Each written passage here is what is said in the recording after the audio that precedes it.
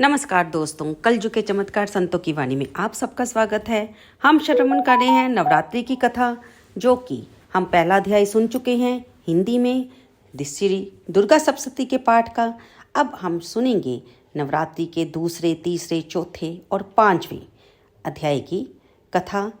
तो चलते हैं, हम अपनी कथा का श्रवण मिलकर करेंगे। आज की कथा आरंभ करते हैं। दुर्गा सप्तशती पाठ दूसरा अध्याय, देवताओं के तेज द्वारा देवी का प्रागट्य और महिषासुर की सेना का वध।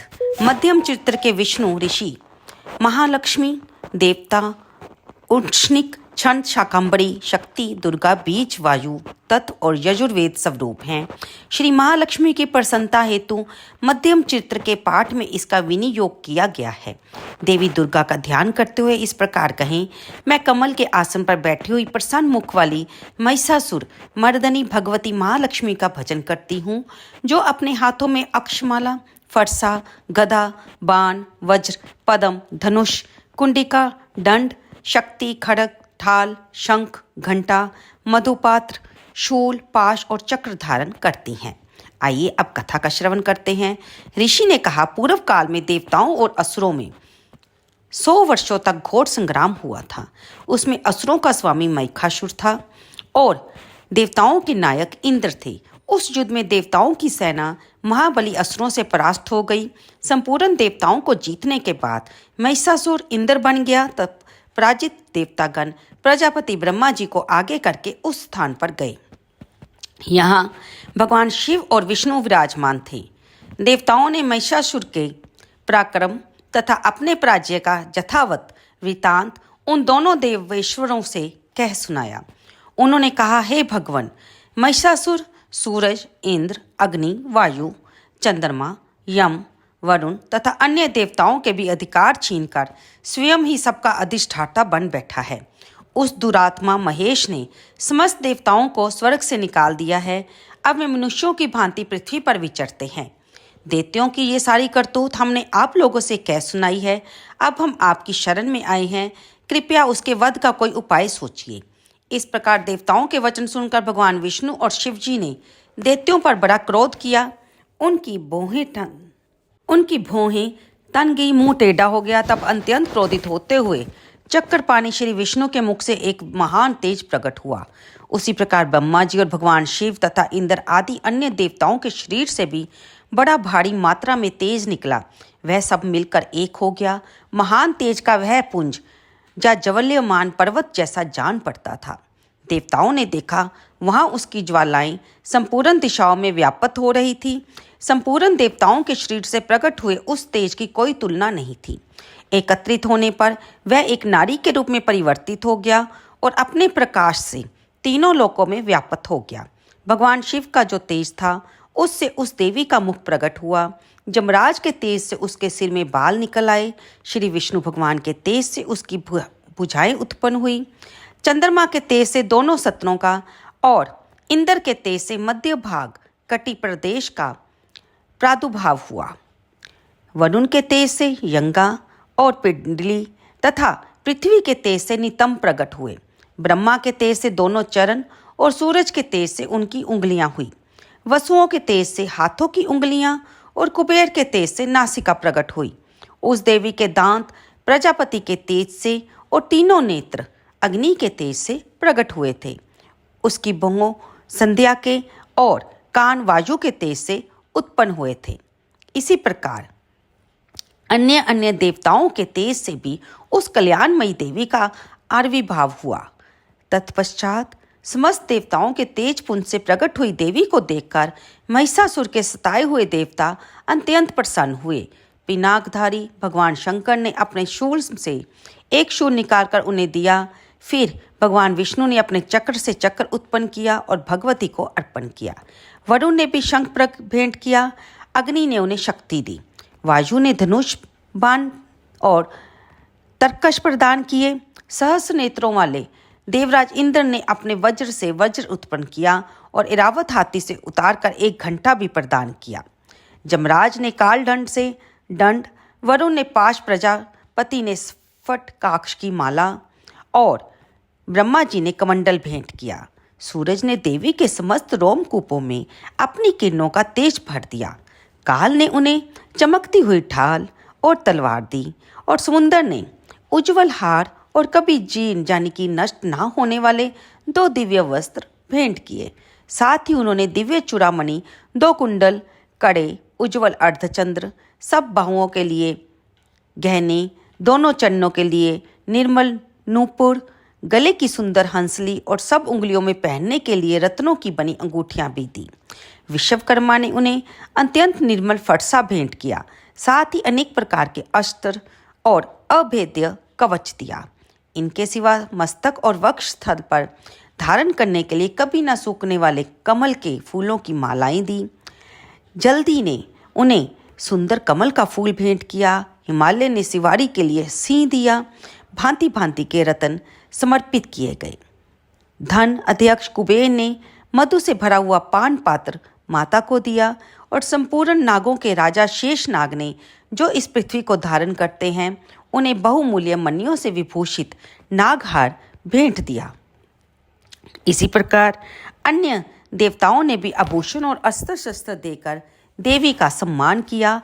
तत्पश्चात उन्होंने बार बार अट्ठास पूर्वक उच्च स्वर से गर्जना की। उनके भयंकर नाद से संपूर्ण आकाश गूंज उठा। देवी का वह अत्यंत उच्च स्वर से किया हुआ सिंह नाद कहीं समा ना सका।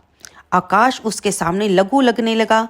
उसमें बड़े जोर की प्रतिध्वनि हुई, जिससे संपूर्ण विश्व में हलचल मच गई और समुंदर कांपने लगे, पृथ्वी डोलने लगी, समस्त पर्वत हिलने लगे। उस समय देवताओं ने अत्यंत प्रसन्नता के साथ सीवानी भवानी से कहा, हे देवी, आपकी जय हो। साथ ही महर्षियों ने भक्ति भाव से विनम्र होकर उनका स्तवन पाठ किया। संपूर्ण त्रिलोकी को दुख में ग्रस्त देखकर और माता रानी ने अपनी समस्त सेना को कवच आदि से सुसज्जित करके हाथों में हथियार लेकर अचानक उठकर घोर गर्जना की। उस समय महिषासुर ने बड़े क्रोध से कहा, अरे ये क्या हो रहा है? फिर वह संपूर्ण अस्त्रों से घिरकर उस सिंहनाद की ओर लक्ष्य करके दौड़ा और आगे पहुंचकर उसने देवी को देखा, जो अपनी प्रभा से तीनों लोगों को प्रकाशित कर रही थी। उनके चरणों के भार से पृथ्वी दबी जा रही थी। माथे के मुकुट से आकाश में रेखा सी खींच गई थी। वे अपने धनुष के टंकार से 7 पातालों को शुद्ध किए देती थी। श्री देवी अपनी हजारों भुजाओं से संपूर्ण दिशाओं को आच्छादित करके खड़ी हुई थी। उसके बाद उनके साथ दैत्यों का युद्ध छिड़ गया। अनेक प्रकार के अस्त्र शस्त्रों के प्रहार से संपूर्ण दिशाएं उद्भाषित होने लगी। चक्षुर नामक महान असुर महिषासुर का सेना नायक था। वो देवी के साथ युद्ध करने लगा। अन्य दैत्यों की चतुरंगनी सेना साथ लेकर लड़ने लगा। 60,000 हाथियों के साथ आकर उदग्र नामक महादैत्य ने भी लोहा लिया। 1 करोड़ रथियों को साथ लेकर हनु नामक दैत्य ने युद्ध किया, जिसके रोए तलवार के समान तीखे थे। असीलोमा नाम का महादैत्य 5 करोड़ रथी सैनिकों सहित युद्ध में आ पहुंचा। 60 लाख रथियों से घिरा हुआ बास्कल नामक दैत्य भी उस युद्ध भूमि में लड़ता रहा। परिवारित नामक राक्षस हाथी सवार और घुड़सवारों के अनेक दलों और 1 करोड़ रथियों की सेना लेकर युद्ध करने लगा। बिडाल नामक दैत्य 5 अरब रथियों से घिरकर लोहा लेने लगा। इनके अतिरिक्त और भी हजारों महादैत्य रथ, हाथी और घोड़ों की सेना के साथ वहां देवी के साथ युद्ध करने लगे और स्वयं महिषासुर उस रणभूमि में कोटि कोटि सहस्र रथ, हाथी और घोड़ों की सेना से घिरा हुआ खड़ा था। वे दैत्य देवी के साथ तोमर, भिंदीपाल, शक्ति, मूसल, खड़ग, परशु, पटिश आदि अस्त्र शस्त्रों का प्रहार करते हुए युद्ध कर रहे थे। कुछ दैत्यों ने उन पर शक्ति का प्रहार किया, कुछ लोगों ने पाश फेंके, कुछ ने खड़ग का प्रहार किया और देवी को मार डालने का प्रयास किया। तब देवी ने क्रोध में आकर खेल खेल में ही अपने अस्त्र शस्त्रों की वर्षा करके दैत्यों के समस्त अस्त्र शस्त्र काट दिए। उनके मुख पर परिश्रम या थकावट का जरा सा भी चिन्ह नहीं था। देवताओं और ऋषियों ने उनकी स्तुति कर रहे थे। वे भगवती परमेश्वरी दैत्यों के शरीरों पर अस्त्र शस्त्रों की वर्षा करती रही। देवी का वाहन सिंह भी क्रोध में आकर गर्दन के बालों को हिलाता हुआ असुरों की सेना में इस प्रकार विचरने लगा मानो वनों में दावानल फैल रहा हो। रणभूमि में दैत्यों के साथ युद्ध करती हुई अंबिका देवी ने जितने निश्वास छोड़े वे सभी तत्काल सैकड़ों हजारों गणों के रूप में परिवर्तित हो गए और परशु, भिंडीपाल, खड़ग, पटिश आदि अस्त्रों द्वारा असुरों का युद्ध करके सामना करने लगे। देवी की शक्ति से बड़े हुए वे गण असुरों का नाश करते हुए नगारा और शंख आदि बजाने लगे। उस संग्राम महोत्सव में कितने ही गण मृदंग बजा रहे थे। तत्पश्चात देवी ने त्रिशूल से, गदा से, शक्ति की वर्षा से और खड़ग इत्यादि से सैकड़ों महादैत्यों का संहार कर दिया। कितनों को ही घंटे की भयंकर नाद से मूर्छित करके मार गिराया। अनेक दैत्यों को पाश से बांधकर धरती पर घसीटा। कितने ही दैत्य उनकी तीखी तलवार की मार से दो दो टुकड़े बन गए। कितने ही गदा की चोट से घायल होकर धरती पर सो गए। कितने ही मूसल की मार से अत्यंत आहत हो गए और रक्त वमन करने लगे। कुछ दैत्य शूल से छाती फट जाने के कारण पृथ्वी पर ढेर हो चुके थे। उस रणांगन में बाण समूहों की वृष्टि से कितने ही असुरों की कमर टूट गई। बाज की तरह झपटने वाले देव पीड़ित दैत्यग अपने प्राणों से हाथ धोने लगे। किसी की बाहें छिन-भिन हो गई, किसी की गर्दनें कट गई। कितने ही दैत्यों के मस्तक कटकर गिरने लगे। कुछ लोगों के शरीर मध्य भाग से विदीर्ण हो गए थे। कितने ही माँ दैत्य यांगे कट जाने के कारण पृथ्वी पर गिर पड़े। कितनों को ही देवी ने एक पैर से एक नेत्र वाले करके दो टुकड़ों में चीर डाला। कितने ही दैत्य मस्तक कट जाने पर गिरकर फिर उठ जाते और केवल धड़ के सहारे अच्छे अच्छे हथियार हाथ में लेकर देवी के साथ युद्ध करने लगते थे। दूसरे युद्ध के बाजों की लय पर नाचते थे। कितने ही बिना धड़ के, बिना सिर के, हाथों में खड्ग, शक्ति और रिष्टि लिए दौड़ते थे। दूसरे दूसरे महादैत्य ठहरो ठहरो ये कहते हुए देवी को युद्ध के लिए ललकार रहे थे। घोर संग्राम हो रहा था। वहां की धरती देवी के गिराए हुए रथ, हाथी, घोड़ों, असुरों की लाशों से ऐसे भर गई थी कि वहां पर चलना फिरना भी असंभव हो गया था। दैत्यों की सेना में हाथी, घोड़े, असुरों के शरीरों से इतनी अधिक मात्रा में रक्तपात हुआ था कि थोड़ी ही देर में वहां पर खून की बड़ी बड़ी नदियां बहने लगी। जगदम्बा ने असुरों की विशाल सेना को क्षण भर में ही नष्ट कर दिया। सिंह भी गर्दन के बालों को हिला हिलाकर जोर जोर से गर्जना करता हुआ दैत्य के शरीरों से मानो उनके प्राण चूसने लगा था। देवी के गणों ने भी महादैत्यों के साथ ऐसा युद्ध किया कि आकाश में खड़े हुए देवतागण उस युद्ध को देखकर बहुत संतुष्ट हुए और पुष्प वर्षा करने लगे। तो यहाँ पर हमारा मार्कंडेय पुराण के सार्वनिक मनवंतर की कथा के अंतर्गत देवी महात्म्य में महिषासुर की सेना का वध नामक दूसरा अध्याय पूर्ण होता है। अध्याय 3 सेनापतियों द्वारा महिषासुर का वध जगदम्बा के श्री अंगों की कांत उदय काल के सहस्र सूर्यों के समान है। वे लाल रंग की रेशमी साड़ी पहने हुए हैं। उनके गले में मुंडमाला शोभा पा रही है। दोनों सतनों पर रक्त चंदन का लेप लगा हुआ है। वे अपने कर कमलों में जप मालिका, विद्या और अभ्य तथा वर नामक मुद्राएं धारण किए हुए हैं। 3 नेत्रों से सुशोभित मुखारविंद की बड़ी शोभा हो रही है। उनके मस्तक पर चंद्रमा के साथ ही रत्नमय मुकुट बंधा है और वे कमल के आसन पर विराजमान है। ऐसी देवी को मैं भक्तिपूर्वक प्रणाम करती हूँ। ऋषि ने कहा, दैत्यों की सेना को इस प्रकार तहस नहस होते देखकर महादैत्य सेनापति चिक्षुर क्रोध में आकर अंबिका देवी से युद्ध करने के लिए आगे बढ़ा। वह देवी पर ऐसे प्रहार बाणों का कर रहा था जैसे बादल मेरू गिरी के शिखर पर पानी की धार बरसाते हों। तब देवी ने अपने बाणों से उसके बाण समूह को अनायास ही काटकर उसके घोड़े और सारथी को मार डाला। साथ ही उसके धनुष और अत्यंत ऊंची ध्वजा को भी काट गिराया।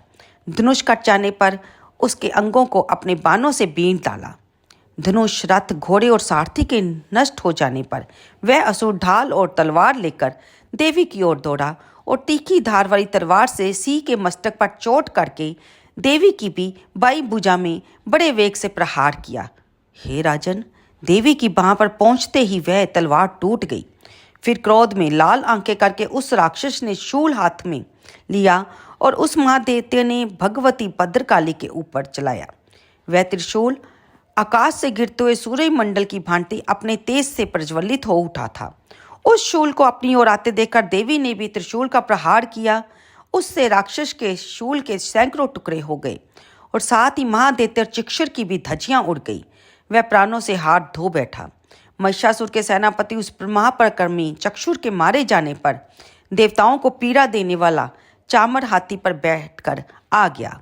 उसने भी देवी के ऊपर शक्ति का प्रहार किया, लेकिन जगदम्बा ने उसे अपने हुंकार से ही आहत किया और निष्प्राण करके तत्काल पृथ्वी पर गिरा दिया। शक्ति टूटी हुई देखकर चामर को बड़ा क्रोध आया।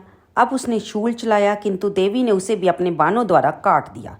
इतने में देवी का सिंह उछलकर हाथी के मस्तक पर चढ़ बैठा और उस दैत्य के साथ खूब जोर लगाकर बाहु युद्ध करने लगा।